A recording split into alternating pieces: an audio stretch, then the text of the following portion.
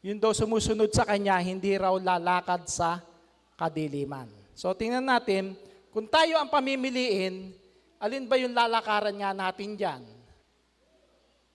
Yun nandun sa liwanag o yun nandun sa dilim? Mahirap yata lumakad ng madilim, di ba? Pag lumakad ka sa dilim, para bang lagi kang madadapa, para bang lagi kang mabubunggo. Kasi hindi mo nakikita ang iyong dinadaanan. Pero kung maliwanag yung daan na iyong dinadaanan, walang magiging problema. Ngayon, dito, kanino nga ba tayo dapat na sumunod? Kasi ang pag-uusapan lang natin, isang liwanag, isang dilim. Alin ang mas gusto natin dun sa dalawa na yon? Liwanag o dilim? So napakadaling isipin, napakadaling mamili. No?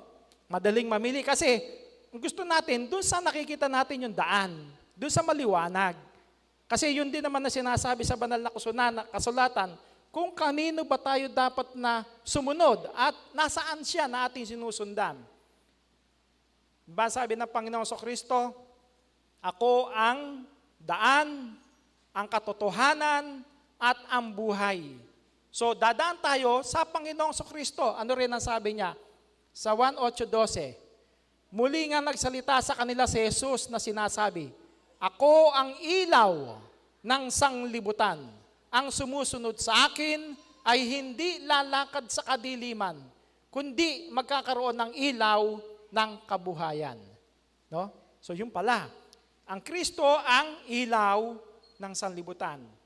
So, sa Kanya tayo dapat na sumunod. At kung tayo'y sumusunod sa Kanya, wala tayo doon sa kadiliman.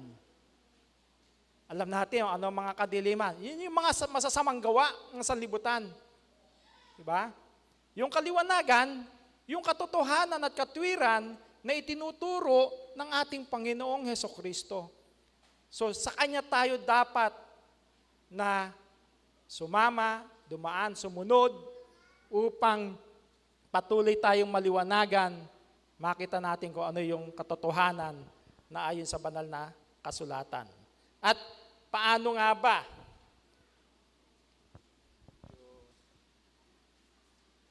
Paano ba ang lakad ng mga lumalakad sa kadiliman? Sapagkat doon sa paksa natin, yun daw sumusunod sa akin, hindi lalakad sa kadiliman. Yung mga lumalakad sa kadiliman, ano ba ang mga lakad niyan? Reads. 1:3-19.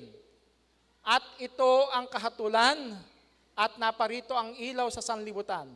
At inibig pa ng mga tao ang kadiliman kaysa ilaw, sapagkat masasama ang kanilang mga gawa. So yung palang mga nasa kadiliman, yun yung gumagawa ng masama. Kaya yung lakad ng masasama, o yung mga nasa kadiliman, ang ginagawa niya ay masasamang mga bagay. Pero yung mga nasa liwanag, ang ilaw niyan, ang Panginoong Kristo, lumalakad sa katwiran at katotohanan ng ating Panginoong Kristo. Ano rin yung turing nila kapag lumalakad sila sa kadiliman? Marami kasing ganyan, di ba? Sapagkat ang masama raw ang gawa ng mga nasa kadiliman. Ano ang itinuturing nila doon sa kanilang mga masasamang gawa? Isaiah 5:20. Sa aba nila na nagsisitawag ng mabuti ay masama, at ng masama ay mabuti, na inaaring dilim ang liwanag, at liwanag ang dilim, na inaaring mapait ang matamis, at matamis ang mapait. Diba? Yan yung mga yung kasamaan itinuturing nilang mabuti para sa kanilang sarili. Diba? Binibigyan nila ng katwiran yung masasamang gawa nila. Yung masama na kanilang gawa, inaari nilang mabuti. Yung dilim, kung saan sila lumalakad, inaari nilang liwanag. Hindi nila tinatanggap na masama ang kanilang ginagawa. Hindi nila tinatanggap na wala sila sa katotohanan, lalo na sa turo't aral ng Diyos. Di ba? pagdating sa salita ng Diyos, walang magsasabing, lumalakad ako sa kadiliman. Walang magsasabing, mali yung turong aking natutunan. Di ba? Lahat naman ng tao na nananampalataya sa Diyos, sasabihin niyan, sila'y nasa liwanag. Pero maliwanag sa banal na kasulatan, kapag ka hindi yung tunay na Diyos ang ating nakilala, hindi ang tunay na Kristo na ipinahayag ng banal na kasulatan, wala tayo dun sa liwanag. Naandun ka sa kadiliman. Diba? At maging sa mga gawa ng tao. Maraming ganyan na bibigyan ng kaluguran pa yung sarili. Na, hindi nila aaminin na sila'y lumalakad sa kadiliman. Gumagawa na ng masama, pero nandun pa rin yung pangangatwiran na ipinagpapalagay nilang tama yung kanilang ginawa. Kuminsan, maninisip no? O kaya ako ginawa ito kasi ganun Kasi ganun May paninisi. No? May paninisi. Hindi nila, kaya ang sabi, yung daw mapait, inaring matamis. At yung matamis, inaring mapait. Diba? Tayo bilang mga iglesia ng Diyos, alam natin kung ano yung katotohanan at katwiran ng Diyos, yun ang ating ginagawa. Alam natin kung ano yung mabuti at kalooban ng Diyos, yun ang ating ginagawa. No? Pero pagka yung mali na, yun ang sinasabing inaaring mapait. Yung matamis, inaaring mapait. No? Di ba yung ginawa ring pagkukulang ni Haring Saul. Ano yung nangyari noon kay Haring Saul? Yung utos ng Diyos, patayin lahat ng mga tao, lahat ng hayop, pero ano ang ginawa niya? Hindi niya pinatay yung hari. Hindi niya pinatay yung mga magagandang tupa, mga hayop. Kasi ang kanyang katwiran, ihahandog ko naman sa Diyos. Yung mga tupa na yon, nang hinayang. Dahil natakot din siya doon sa taong bayan na inihiling na wag patayin yung mga tupa na yun na magaganda. Iuwi na lang. Samantalang ang utos ng Diyos, patayin lahat. So, nandoon yung paglakad na yung mapait na hindi, sapagkat hindi pagsunod sa utos ng Diyos, inari niyang matamis. Yung mabuti na inutos sa kanya ng Diyos, hindi niya ginawa. So, nandoon yung maling pangangatwiran sa Diyos. May utos Sa atin din, ganun din. May utos ang Diyos sa bawat isa sa atin. Isa sa ating ginagawang pagkakatipon, huwag mong pabayaan ang araw ng pagkakatipon. Kung gagawin mo, puro alibay, puro pangangatwiran. Hindi man ako nakakalimot sa Diyos Merong ganun Ano? Wala man ako dyan sa bahay-sambahan, hindi man ako nakakalimot sa Diyos na tumawag. Hindi, may utos nga Anong utos? Huwag mong pabayaan. Ikaw wala ka rito, nagpapabaya ka. Di ba? May utos So, dapat, kung ano talaga yung utos ng Diyos, yun ang ating gawin. Ano pa ang gawa ng kadiliman o masasamang gawa? So, huling araw na ito talagang kasalukuyang nangyari sa sanlibutan. Dapat alamin mo ito na sa mga huling araw ay darating ang mga panahong mapanganib, sapagkat ang mga tao'y magiging maibigin sa kanilang sarili, maibigin sa salapi, mayayabang, mga mapagmalaki, mapagtungayaw, masuwayin sa mga magulang, mga walang turing, mga walang kabanalan, walang katutubong pag-ibig, mga walang paglulubag, mga palabintangin, mga walang pagpipigil sa sarili, mga mabangis, hindi mga maibigin sa mabuti, mga lilo, mga matitigas ang ulo, mga palalo, mga maibigin sa kalayawan, kaysa maibigin sa Diyos. Yan yung lakad ng taong nandun sa kadiliman. No? Tayo raw hindi lalakad sa kadiliman sapagkat ang ilaw natin, ang tanglaw natin, ang ating Panginoong Kristo. Pero ang sanlibutan diyan nakahilig sa panahong kasalukuyan. Nakahilig sa masama. Di ba? Maibigin sa lapi, mayayabang. Oh. Talagang walang matitigas ang ulo, lalo na sa mga kabataan, na mapalad tayo sapagkat nasa atin yung kaunawaan, lalo na yung mga magulang na kanilang naturuan ng tama ang kanilang mga anak. So wala sa ganyang kalagayan. Doon tayo iniiwas kaya nga tayo nag-aaral ng salita ng Diyos para unang-una nga may turo ng mga magulang sa kanilang mga anak na huwag maging ganyan. Ano? Sapagkat ang mga gawa niyan, puro kadiliman. Alam natin, kadiliman doon sa hukay.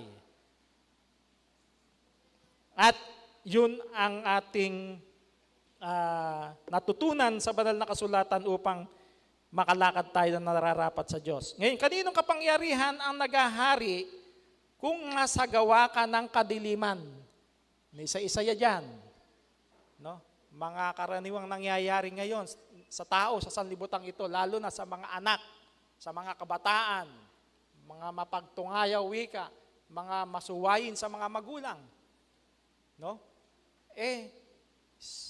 Kaninong kapangyarihan yung naghahari na yon? Gawa 26:18, upang idilat mo ang kanilang mga mata, upang sila'y mangagbalik sa ilaw mula sa kadiliman at mula sa kapangyarihan ni Satanas hanggang sa Diyos, upang sila'y magsitanggap ng kapatawaran ng mga kasalanan at ng mga mana sa kasamahan ng mga pinapaging banal sa pamamagitan ng pananampalataya sa akin. So, yung kapangyarihan ng kadiliman mula sa dyablo. Di ba? Kasi maliwanag naman, sabi sa banal na kasulatan, sino ro'y ang Diyos ng sanlibutan? Yung dyablo. Ano ang ginawa ng Diyos ng sanlibutan? Binulag ng Diyos ng sanlibutan ito ang pag-iisip nung mga hindi nagsisisampalataya. Yung mga hindi nagsisampalataya, yun yung mga nasa kadiliman, yun yung mga gumagawa ng masama, yun yung binulag ng Diyos ng sanlibutan. Pagbabulag, merong pang makikita. Pagbulag ba, may makikita pang liwanag? Wala. Binulag nga Kaya, ano ang sabi doon sa talata?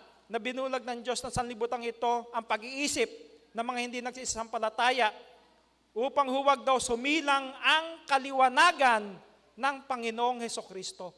Kaya binulag ng Diyos ng sanlibutan para yung liwanag na si Kristo, hindi nila makilala. Kaya yung mga nasagawa ng kadiliman, bulag yan, wala yung liwanag na pagkakilala kay Kristo. Ang promotor, ang dyablo, ang Satanas. Kaya hindi nakilala ng sanlibutan ang Diyos at ang Panginoong Hesukristo. Ano ang dapat nating gawin kay Satanas o sa dyablo? Unang Pedro 5:8-9, kayo'y maging mapagpigil, kayo'y maging mapagpuyat.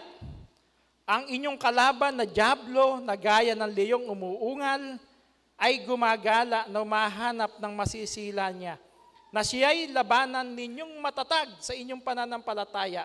Yamang inyong nalalaman na ang mga gayong hirap ay nagaganap sa inyong mga kapatid na nangasa sanglibutan. Labanan daw nating matatag. Paano natin lalabanang matatag ang dyablo? Hindi nga natin siya nakikita, di ba?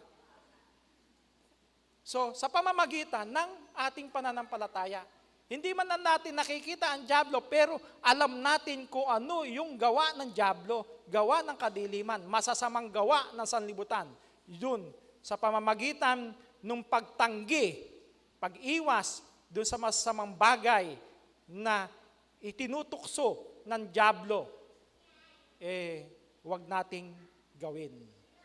Diba? Kasi, yung mga binulag na, yung mga hindi rin nagsisampalataya, yun ang binulag So tayo man, gustong-gustong bulagin ng Diyos ng sanglibutan, ng Satanas. Gusto niya tayong bulagin sapagkat nasa atin yung kaliwanagan. Yung kaliwagan na nasa atin, gusto niya tayong dalhin dun sa kadiliman. Yun ang layunin ng dyablo. Kasi alam niya, wika, sabi, kakaunti. Alam ng dyablo na kakaunting panahon na lang, meron siya dito sa sanlibutan. Kaya para gaya siya ng leyong umuungal, mahanap ng kanyang masisila. So, humahanap siya ng masisila. Saan humahanap ng masisila? Sa iglesia. Yan ang una niyang pinupuntirya. Kasi yung mga nando sa labas, umagawa ng masama, kanya na yun bulag na yun Kaya yung mga dilat pa ang mga mata, nasa kaliwanagan, yun ang gusto niyang bulagin. Pero, para hindi tayo mabulag, ang sabi, labanan daw nating matatag. Ng alin? Ng ating pananampalataya. Kaya kinakailangan pala matatag ang ating pananampalataya. Sapagkat kung mahina yung ating pananampalataya, madali tayong maaakay ng dyablo. Diba?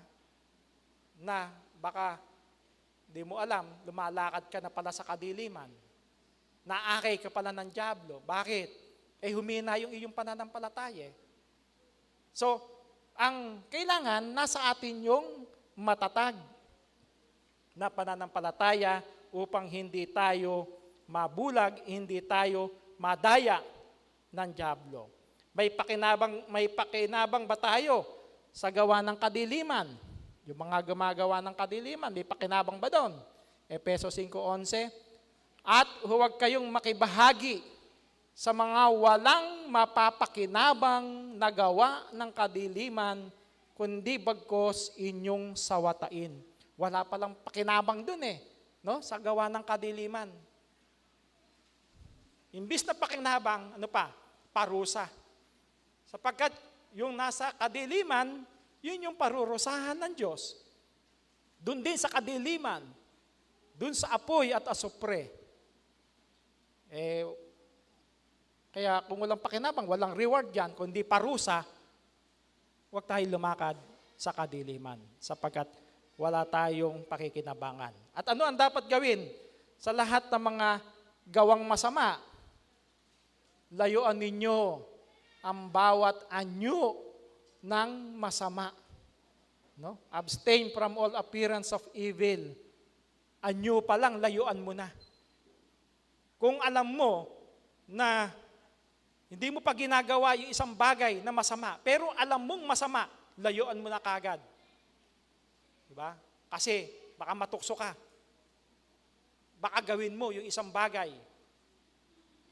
Kung alam mong masama, nilalapitan mo pa. Diba? Di ba parang doon sa ni Jose Rizal, yung gamo-gamo. Alam na niyang, andun yung apoy, di ba? Yung halimbawa, gasera. Ano ng gamo-gamo ng mga lumilipad dyan? Alam na niyang mapapaso sa doon, alam niyang masusunog sa doon, lumalapit pa doon sa apoy. No? Ano nangyari? Mamamatay. Ganon din tayo Alam na natin yung anyo ng masama. Alam mo, pagka ginawa mo yung bagay na yan, magkakasala ka. Kaya layuan mo na. Huwag mo nang subukang gawin sapagkat magkakasala ka. Diba? So nandun yung pagpipigil. Pigilin na natin yung ating sarili. Ang sabi nga ni Apostol Pablo, aking pinipigil ang aking sarili, aking sinusupil. Diba? Sa atin din, tayo rin ang susupil sa ating sarili. Lahat tayo may kani-kaniyang kahinaan. Kaya, dapat nating supilin yung ating sarili. Dapat nating pigilin yung ating sarili na alam pa lang natin yung anyo ng masama, lumayo ka na para hindi ka tuluyang magkasala sa Diyos. Diba? Ito mo yung ginawa pang-aakit ni Potiphar kay Jose. Alam natin yung kasaysayan ni Jose. Pilit siyang inaakit ng asawa ni Jose. Halos magubad na sa harap niya. Pero anong ginawa niya? Lumalayo siya. Diba? So nandun yung pagpipigil sa kanyang sarili. Alam niya pagka pinatulan niya yung asawa ni Potiphar, magkakasala sa Diyos. Ginawa ba niya? Alam niyang anyo ng masama yun na lumalapit sa kanya, magkakasala sa Diyos sapagkat hindi naman niya asawa yun, nagpapasiping sa kanya. Lumalayo siya, hindi siya nagkasala. Kaya anyo pa lang na masama, nilayuan na niya. Kung nilapitan niya, huli na. Diba? Nagkasala na. So yun ang dapat na gawin ng bawat isa sa atin. Kung tayo nakalalakad sa kadiliman, dala ng kahinaan, lahat naman tayo may mga kahinaan no? Kaya lang, kailangan talaga nating paglabanan, no? Kaya ba nating magtuwid ng ating mga lakad? Nakagagawa tayo ng mga minor na pagkakasala, nakakasala tayo. Pero kaya ba natin sa ating sarili na tayo lang ang siyang lalaban? Kanino tayo patutulong? Jeremias 10:23. O Panginoon, talastas ko na ang lakad ng tao ay hindi sa kanyang sarili.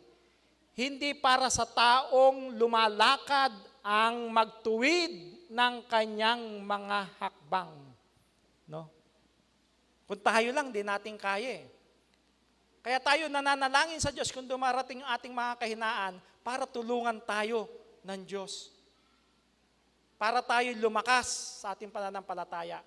Para yung anyo pa lang ng kasamaan, huwag na nating gawin. Tutulungan tayo ng Diyos.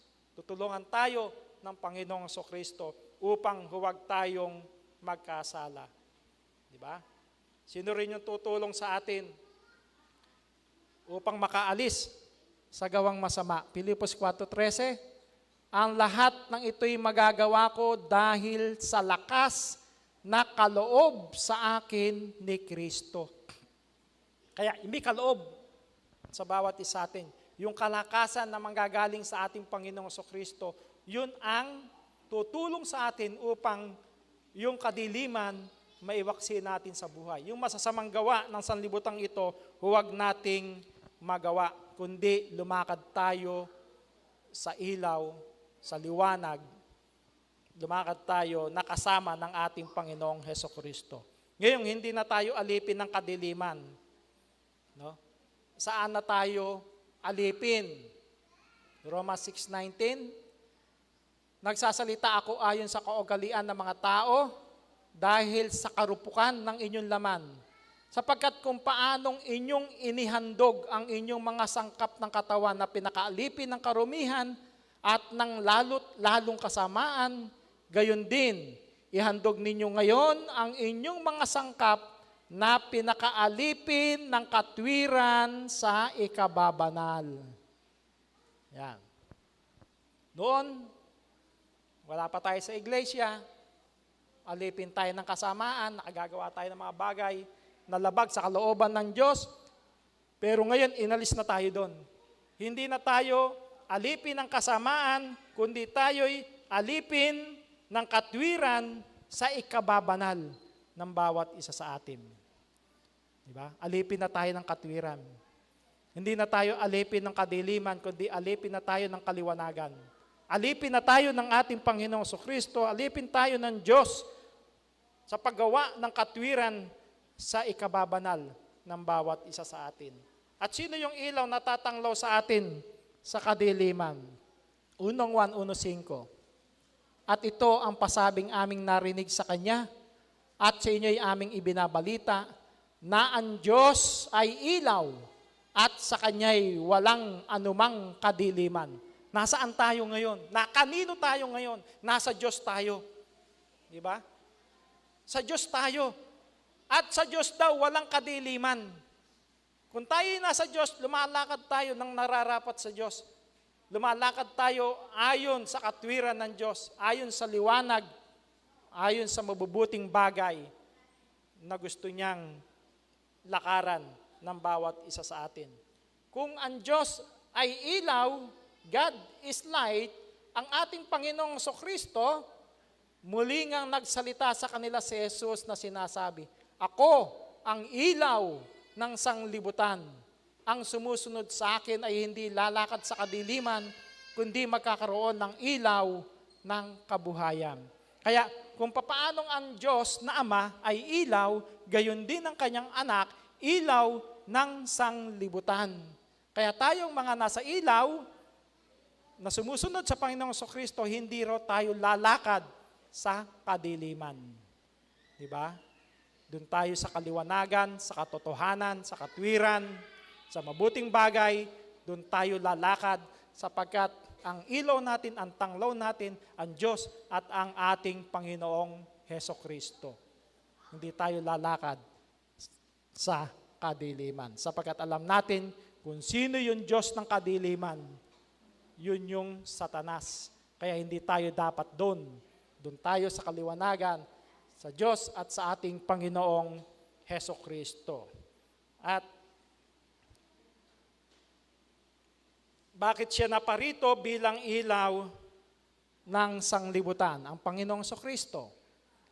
Ako'y naparito na isang ilaw sa sanglibutan upang ang sinumang sumampalataya sa akin ay huwag manatili sa kadiliman.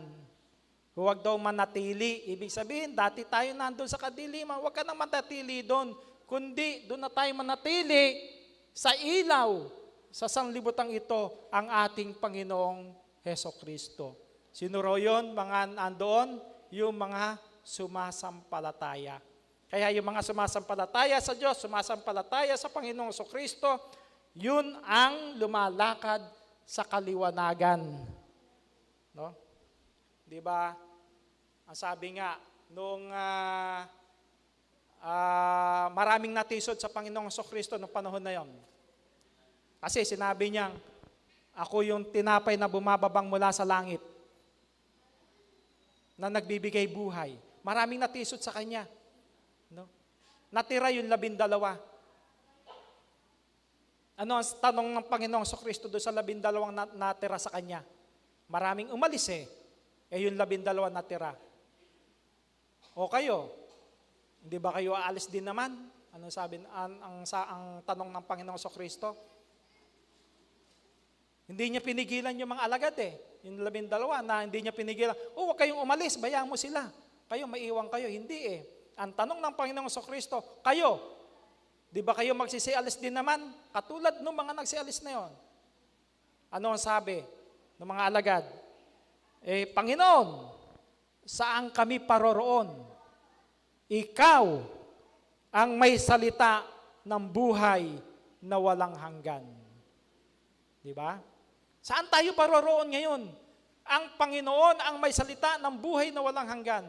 Ang Panginoon ang may dala ng liwanag sa bawat isa sa atin, ng katotohanan ng katwiran. Aalis ba tayo sa Kanya? Hindi. Kundi manatili tayo sa kaliwanagan sapagkat ang Diyos at ang Panginoong Kristo ang siyang magbibigay sa atin ng tunay na buhay, ang buhay na walang hanggan. Sino pa ang sinabi ng Panginoong Kristo na ilaw ng sanglibutan? Ilaw ang Diyos na Ama, ilaw ang Panginoong Kristo, yung mga sumasampalataya, ano tayo? Kayo, ang sabi ng Panginoong Kristo. Ang kinakayo niya, yung mga sumasampalataya. Kayo, ang ilaw ng sanglibutan. Ang isang bayan na natatayo sa ibabaw ng isang bundok ay hindi maitatago. So, kayo, sino yung kinakayo niya? Yung mga sumampalataya. Sumasampalataya sa Diyos at sa Panginoong Kristo. Kayo ang ilaw ng sanlibutan. Kaya hindi lang ang Diyos, hindi lang ang Panginoong Kristo, kundi pati tayong lahat na tinawag ng Diyos, tayo'y ilaw ng sanlibutan. Di ba? Paano tayo magiging ilaw ng sanlibutan? Kinakailangan makita sa iyo yung mabubuting gawa bilang isang tunay na iglesia ng Diyos. Di ba?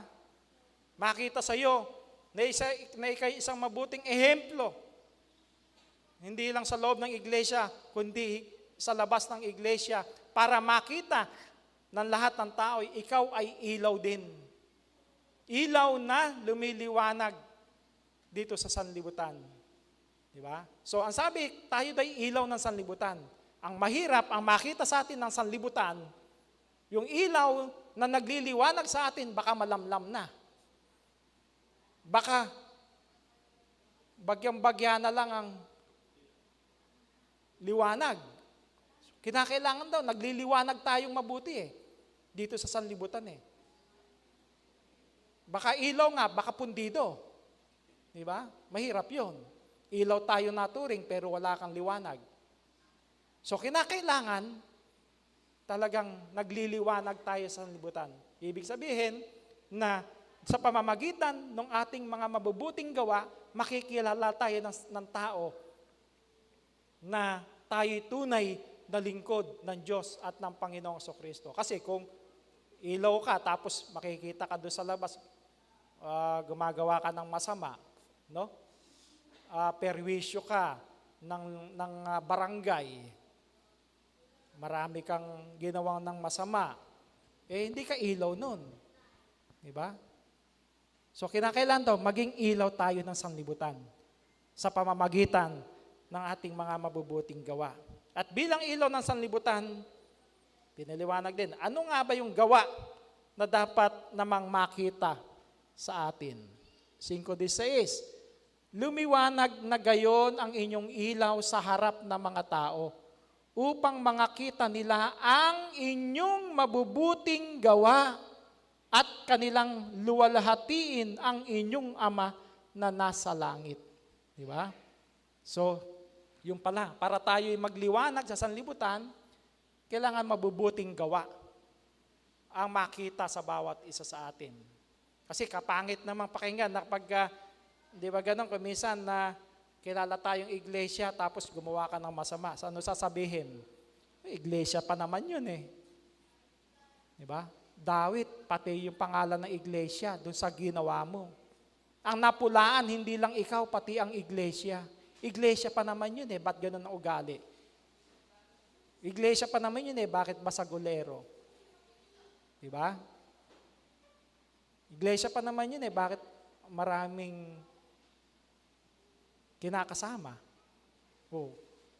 Ang kasiraan, pangalan ng iglesia. Kaya kinakailangan daw, makita tayo dun sa mabubuting gawa. Para talagang maipahayag natin na tayo ang ilaw ng sanglibutan. Ito yung dapat nating lakaran. No? Gaya din ang sabi ni Apostol Pablo. Efeso 2:10, sapagkat tayo'y kanyang gawa na nilalang kay Kristo Jesus para sa mabubuting gawa na mga inihanda ng Diyos ng una upang siya nating lakaran. Inihanda na pala sa atin yun. No? Inihanda na sa atin kung saan tayo dapat lumakad. Saan daw? Doon sa mabubuting gawa. So ang Diyos na ang naghanda para sa atin kung ano yung dapat nating lakaran. Huwag na lang tayong sumalungat. Huwag na lang tayong lumihis doon sa ipinag-uutos ng Diyos na ating lakaran. So, yung mabubuting gawa ang siyang makita sa bawat isa sa atin.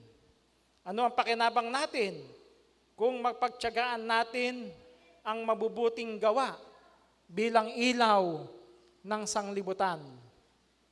Roma 2:7, sa mga nagsisipagtiyaga sa mabubuting gawa, sa paghanap ng kaluwalhatian at puri at nandi pagkasira, ay ang buhay na walang hanggan. Kaya pagpapatuloy lang, di ba?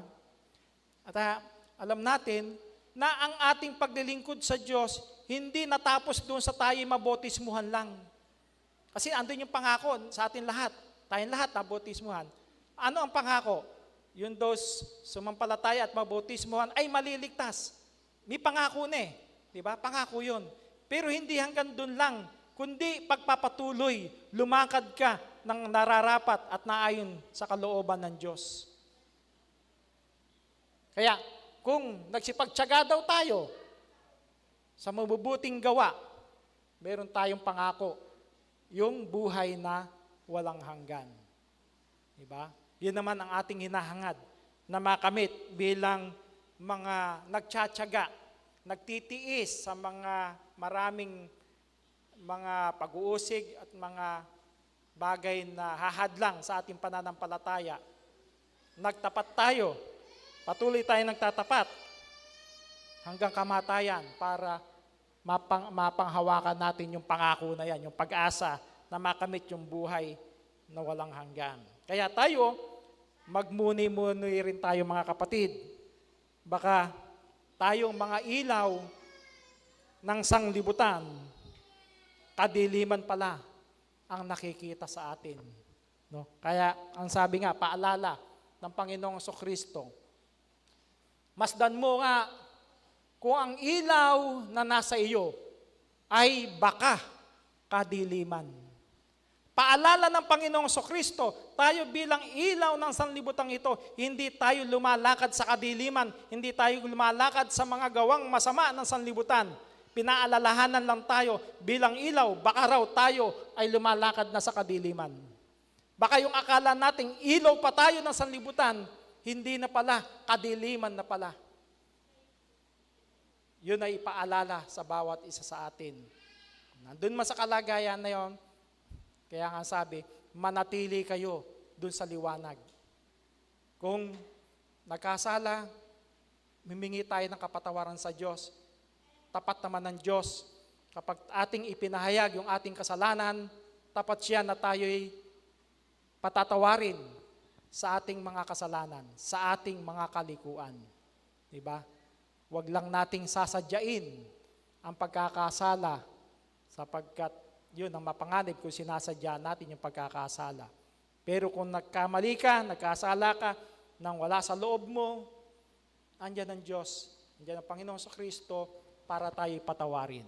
Manatili tayo bilang mga ilaw sa sanglibutang ito. Kung paanong ilaw ang Diyos, ilaw ang Panginoong sa Kristo, ilaw din tayo sapagkat tayo'y mga anak ng Diyos na nagliliwanag dito sa sanlibutan.